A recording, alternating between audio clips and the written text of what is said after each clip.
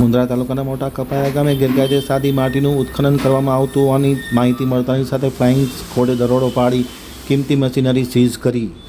હવે જોઈએ મુન્દ્રા આમતક ન્યૂઝ બ્યુરોનો એક વિસ્તૃત અહેવાલ. મુન્દ્રા તાલુકાના મોટા કપાયા ખાતે આકસ્મિક ખાણ ખનીજની ટીમ દ્વારા તપાસ કરવામાં આવતા ગેરકાયદે સાદી માટીનું ઉત્ખનન કરવામાં આવતું હોય તેવી માહિતી મળતાની સાથે કિંમતી મશીન કબજે કરવામાં આવ્યું હતું. દ્વારકાધીશ એન્ટરપ્રાઇઝ LLPના નામે સાદી માટી ખનીજની કોરી પરમિટ મંજૂર થયેલ હોવાનું જણાવી તથા આધાર પુરાવા સ્થળ પર રજૂ કરેલ.